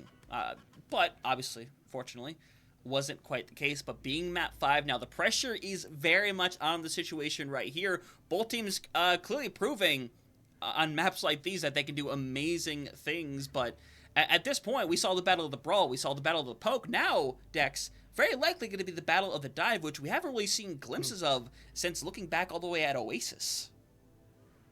And to be honest, we didn't see it that long. Really I mean, this is going to be kind of a true first showing for both teams if they really want to stick with it. It would not surprise me if we still just see Brawl or Poke come back out here, but the second ban for our final map is actually Brig. So it definitely is an attack on that backline, trying to make sure you don't have that normal like dive kind of support line here. The Ana is still available, Juno's still there, even Kiri is still there, which is a surprise to me that we haven't seen the Kiri be banned out, especially with how some of these support players have been playing Kiri throughout the night. But Brig being banned out, like I said, this is a dive map. We expect dive. You get rid of one of those dive supports, one that you really expect to see with a lot of dive compositions, maybe force them into something else here. So, I mean, there's a lot of options. Yeah, I think there really is a lot of options in this situation right here. Brig being taken out really is that integral pick though, because it goes with so many different other supports. It's really difficult to kind of go around. If you get rid of an Ana, obviously you just bring Juno, or if you want to go Kiri Lucio, that's also technically a viable option right here. And I think one of the teams will probably explore that option here, especially if you decide to go down the route of something like a Winston, like Genji Tracer or Sojourn. But it's something we're going to have to see right here, as we're waiting on just one player to get into the lobby right now. But Dex, if we got to talk about one thing, we got to talk about a couple of swaps happening on the side of Midori, as Zaitu making their first appearance, and they say also making their appearance as Well, no, Zaitu, they're making their first appearance all the way since map 1. Yes. Remember, they played the summer map 1, and I thought they were a big difference maker. And they say coming in, I mean, these are really interesting swaps coming in here for Midori. Final map of the series, but I mean, like you said, or like we kind of expect with this being a dive-heavy map, you are probably expecting to see these characters come in and play basically dive characters, which has been something we truly haven't seen all night long. Outside of maybe Tracer and Genji. But other than that, it's been just kind of what you expect with the meta right now. Outside of the Sombra, but hey, I don't hate the Sombra pick here, but as we head into our final map, it looks like Extinction 0 gonna be attacking here first, and Midori gonna be playing defense first, which I think this is the right way to go. And coming out of the gate, you have your two main dive tanks showing up here. Juzugo on the Zen. Don't hate the pick, especially as the attacking team. I feel like it finds a little bit better value than it on defense. Yeah, I 100% agree in the situation right here. D.Va is just one of those characters at the end of the day, and man, I thought my frames were just dropping like crazy. Hero, I'm gonna go ahead and go off of you real quick, and they say he's doing no better. Well, they're staring at a wall. But coming out of the gate, Sunny side on the Hanzo. I kind of hope it's a tease. I really do. I feel like you would find a little bit more value with, say, a Stoge or a Cassidy here. But, I mean, if you can find headshot after headshot on Hanzo, I'm not going to blame you here. Sim TP coming out there from Solsei, I immediately expect them to go back and maybe swap over to a Tracer. And it looks like Leo's also going to be swapping as well. Hazard, this is who I actually really wanted to see your Sunny side. Yep, there's the Stoge. Soul side going over to the Genji, and Juzu making that late swap over to the Lucio instead. I like this composition now from Extinction 0. Yeah, I really do too, and in this situation, now that we have E4s right here, Hazard just getting buffs the other day as well, a little bit stronger, and already a character that was already pretty decently strong as it is right now, but Leo gonna be forced to do a bit of an uncomfortable scenario, but still has plenty of block to go. It was a sustain. First hit going to come through here, as now gonna need a response, but Henry pretty much getting rolled away on the spot right here, and now unfortunately, this first hold is falling apart extremely quickly. Triplet simply gonna get one on the way out. And I feel like if you're Midori here, you're gonna be seeing a decent amount of swaps come out. Here's I2 already swapping over to the Soj. Yep, Hero going over to their own Hazard, and they say going over to the Genji. So we're basically seeing a mirror match here. It looks like Triplet might also be going back into the spawn to make a swap there, or they're just trying to taxi some people out here. But look at Extinction 0. Already on the high ground here, more than 5 minutes on this time bank, but the second point push in Hollywood is difficult, especially if you end up losing a fight and allowing that defending team to get that high ground. But I love how Extinction 0 is kind of playing it. They fall off the high ground. Yeah, and I don't mind it at the end of the day right here, because you kind of have to manage the aggression, how you want to work this situation right here, because eventually they have a very easy area to get back up there. The question is whether or not it'll be easy to simply take back all that space that you had given up. Now, Consider Rush going to be activated here right now, as Leo going to go for the assassination. Fortunately, not quite viable, as the cart not making a ton of progression. Eventually, Consider Rush going to be given on the side of Seaborn, as Triplet going to be involving themselves as well, going to double down, and unfortunately, Dex trading back and forth right now, losing out on both of the Sojourns, as Leo eventually going to find one, as Triplet and Juzu fighting for their lives momentarily, but Triplet will live, trying to find their own assassination on Muhiki, who unfortunately not going to get out of here alive. Yeah, but here's the thing, through all this fight going back and forth, Extinction 0 just touched the cart for the first time in about a solid minute. Yep. I mean, they could have gotten a decent amount of space just because of how both teams are playing really far away from the cart there, but they took the team fight, which again, I don't hate that kind of play style. And you look at what Extinction 0 is coming this next engagement with. You have your down for it, you have your blade, and you have your overclock. I mean, the only thing Midori can say they have is their blade and their downpour, which, I mean, when you see one downpour come out, I would expect the other one to come out, probably to cancel out maybe, say, the blade from Solsei.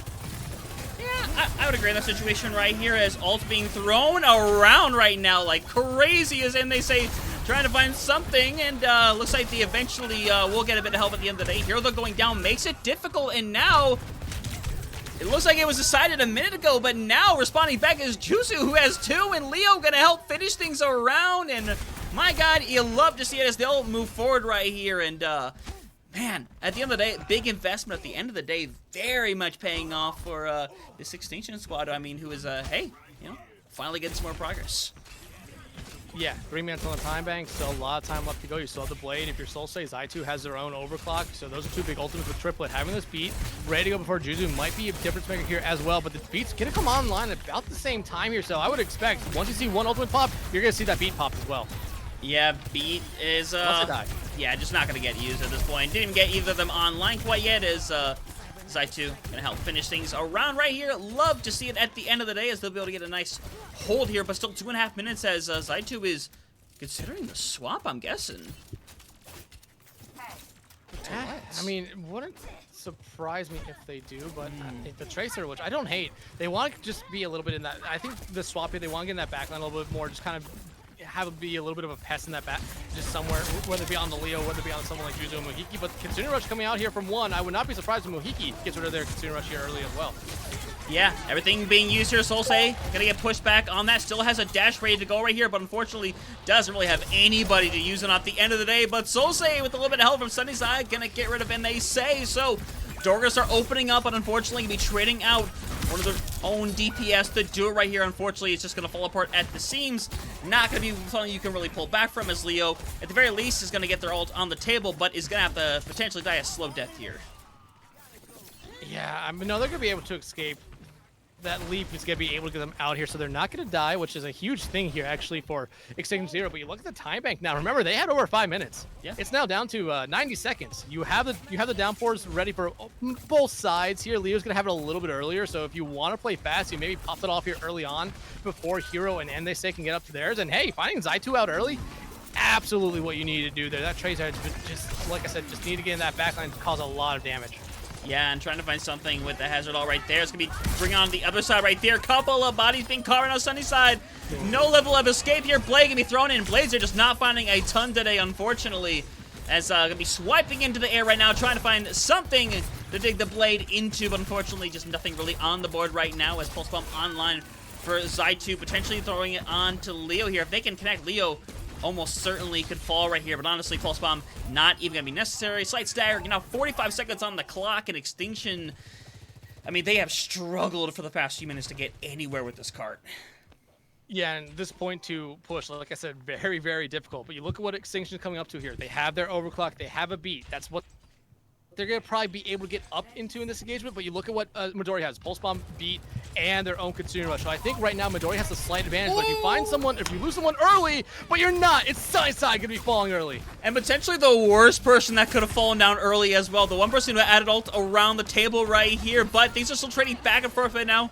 Juzu still hanging around, Triplet hanging around the backline with the beat of all things, going to try to push some bodies in right here, delivering pressure. Beat going to be traded out at the end of the day, and now Sunnyside is trying to make their way back into the fight right now as Touch is here, and Dex, it's on Sunnyside to make this thing happen right here, but already falling apart, unfortunately. Well, Solsei's trying to keep the hopes alive, is going to have the Blade around the corner right here, and in fact, with the Blade online, I mean, this is completely winnable, Dex, but needs to try to find something with the slice and dice right here. It's back to the 2v2, and with Leo on the scene, sustainability should last for quite some while longer. Overtime is when this Extinction 0 team comes alive. We saw it on King's Run. We might be seeing it here again on Hollywood. You have a downpour ready to go here if you are Leo, and you are going to basically use that just to try to zone off some members here of Midori, and that's exactly what you're going to get. Ooh, and Triplet, just unfortunate scenario. Rough scenario now if you are a Hero who's going to have your own right here. Trading out is going to come down. You need to catch onto somebody. Hero going to manage to get rid of Mohiki with it right now. It's down to the 3v3. The spawns are definitely way closer right here, but Sunnyside able to help hang around right now. now is Juzu just focusing on really staying alive right here, but bodies need to stay on this cart no matter what. But progression is being made at the end of the day, looking for the assassination, and it will happen. And Extinction just finds ways to make it happen when they're out of time right here. Half a meter remaining though. Still touches coming through, but it looks like eventually it should go in their favor. Pulse bomb coming out as well, and unfortunately Midori again just falling apart at the desperation that Extinction Zero is able to really just let out in those situations.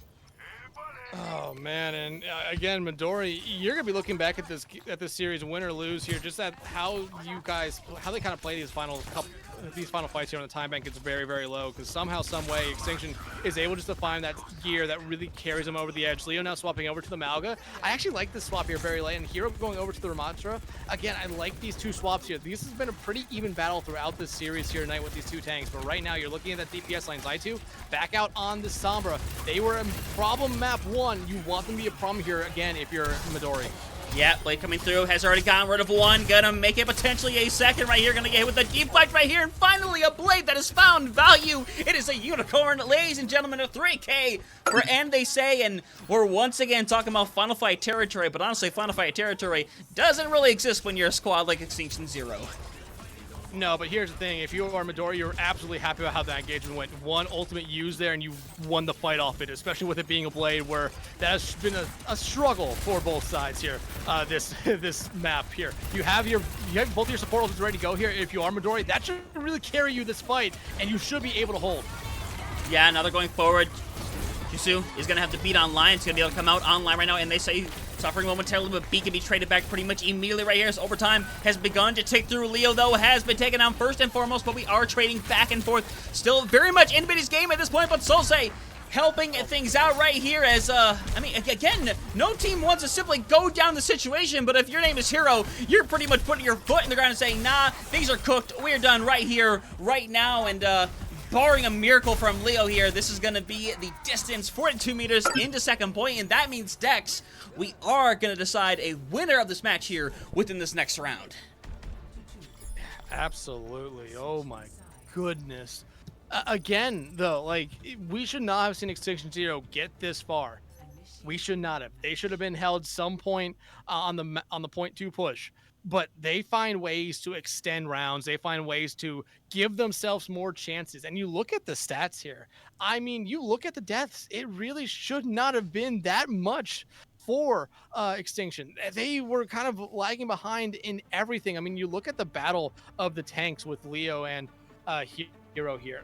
I mean, it's even across the board when you look at damage, but the kills is just the main difference. But Leo was just doing such a good job there towards the end. Same thing could really be said for Solse and Sunnyside. I mean, they picked it up towards the end as well. They started off hot, kind of fell apart once that second point push started, but at the end, when they needed to cap that second point, they really picked it up. But I just think the ultimates that Midori had, especially And They Say's Blade, the one that truly found the value you look for in a Blade, really was the difference maker there. If that Blade finds nothing, you do see Extinction Zero kind of take control of that fight, win it, and probably complete the map. So Midori gave themselves a great chance here and a huge win condition.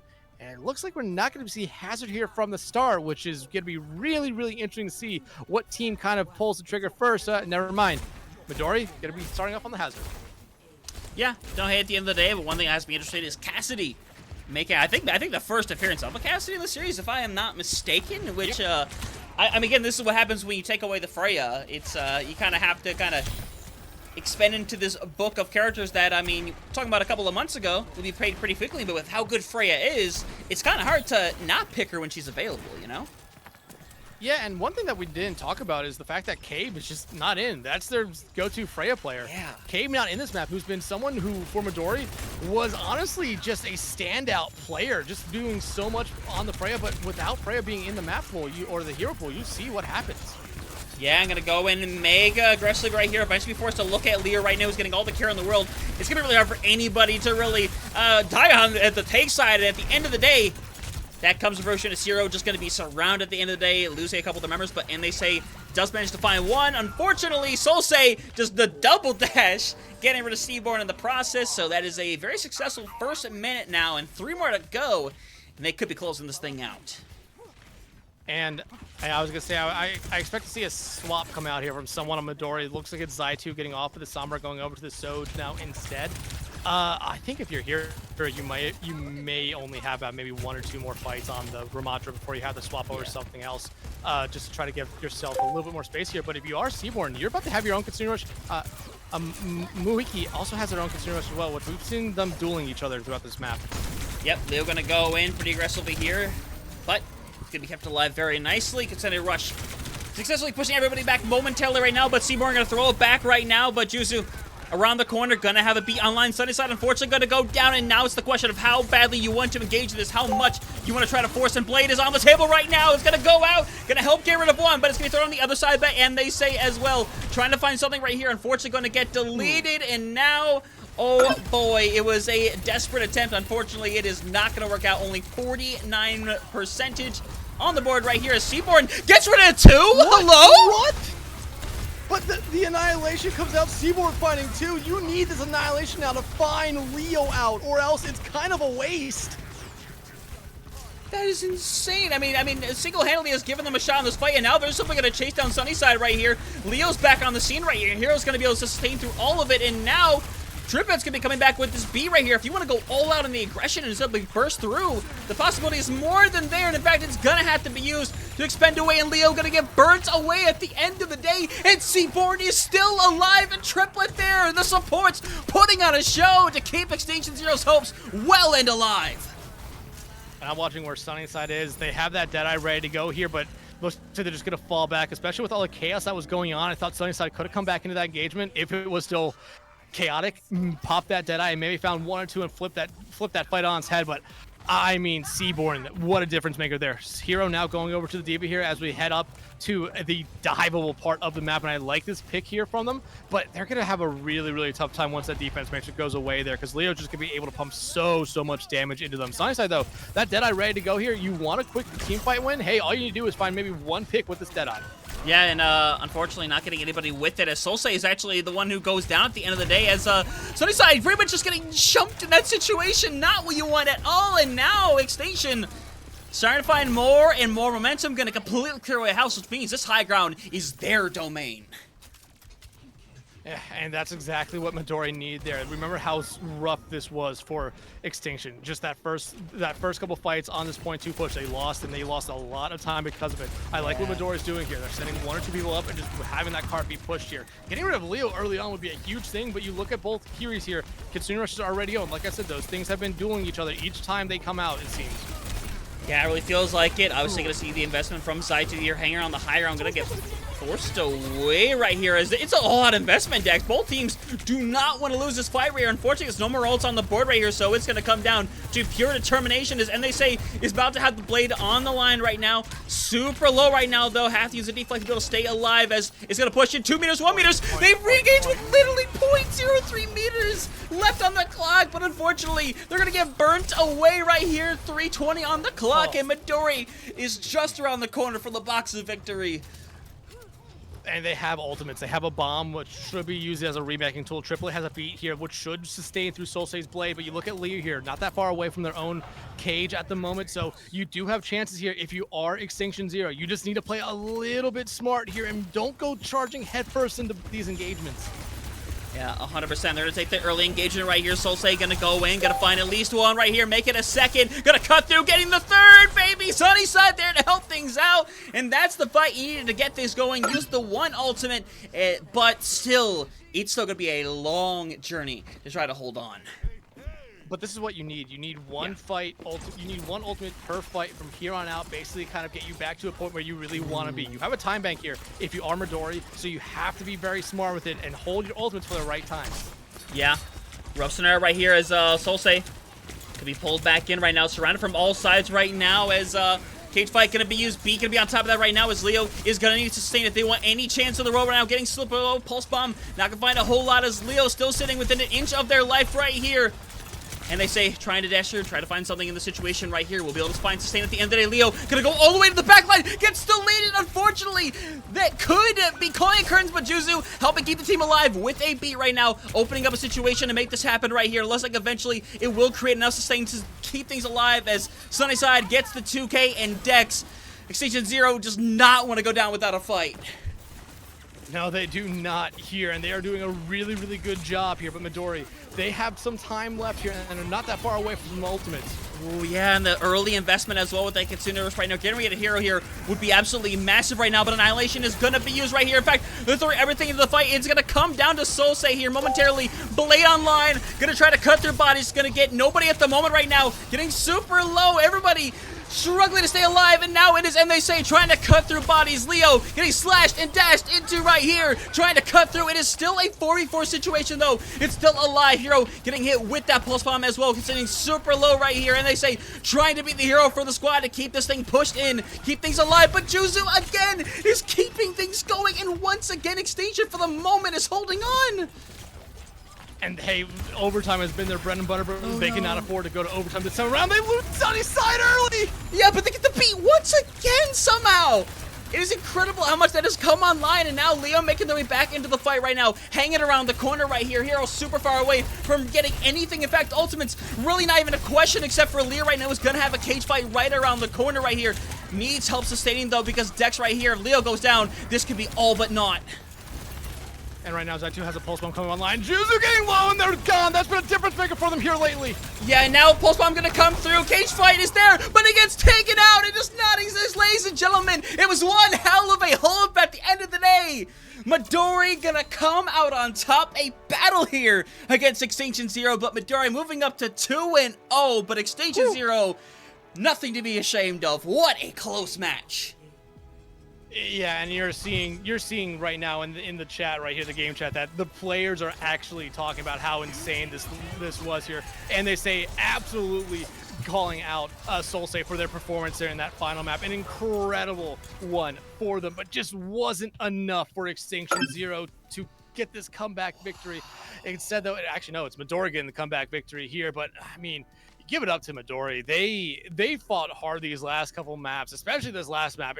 Extinction Zero did not want to let this one go. Like you said, anytime we got close to overtime or in overtime, it seemed like it was Extinction Zero that had all the momentum on their side. But I just think the aggressive play style very lately there that we saw from both teams ended up going Midori's way. Extinction Zero had their chances, but losing Juzu out early on, that final engagement was a big hit to them because they were doing so much on that Lucio.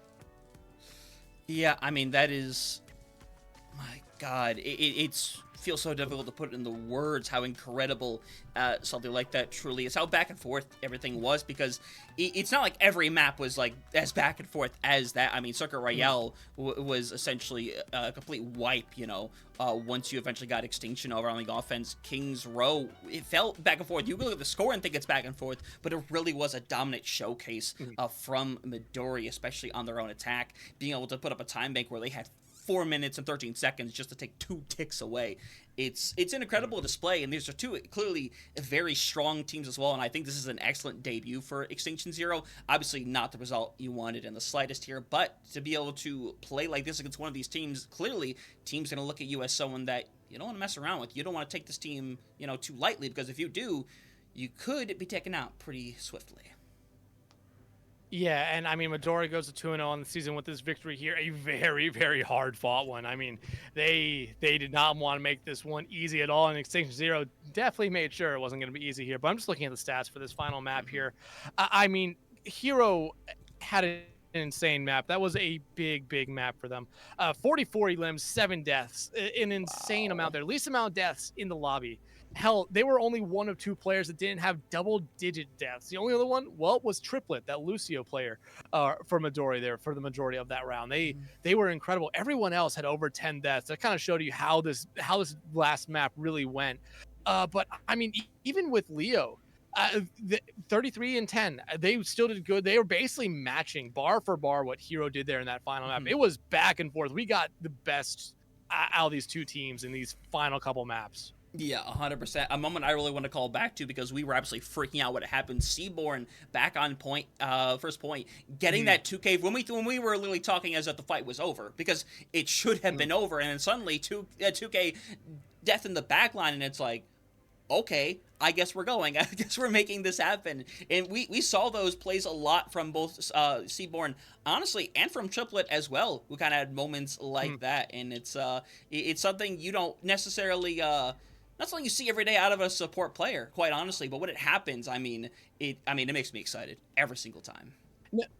And I think that moment right there, the one you're talking about with the double kill there from Seaborn, I think if they don't get that, that map's over right there for Midori, because you have to remember what they also invested in that fight. Hero invested the annihilation into that fight. If Seaborn does not find help to that second kill, it really does affect how that fight goes, because you probably lose it out, you lose your annihilation, and you only have about a minute left on the time bank. And I believe the Malga was building up to their own cage. It would have been a very, very hard thing for them to do, but just the small plays we saw come out from the series from both sides really didn't end up making a difference. But I think that Seaborn double kill probably made the biggest difference this map. Yeah, I think it really is. I think if you're looking back, I think that's the moment you're looking at and really being like, all right, like that's what you're seeing right there. That is what sticks in your mind when I look back at this. And I honestly, I got to go back and clip that at some point, because my God, in fact, I'm sure it might already exist at this point. I'm going to check everything well after the fact. But either way, after a game like that, what I really want to say, honestly, is thank y'all so much. This has easily been the biggest pop-off of a game we have done for FaceIt League so far. Like, we constantly had 20 plus people in here. It has been an absolute amazing time having everybody in here supporting their squads, supporting Overwatch in general. It is just I don't know, I love to see it at the end of the day. It's so fantastic. Yeah, and it's a shame that these two teams played this early on the season, because I feel like they would be really fun to play later on. But this Extinction Zero team, even with the defeat here tonight, I think is going to be one you really have to watch out for. They took Midori 5, and I mean, it was very close, those final two maps. It really was.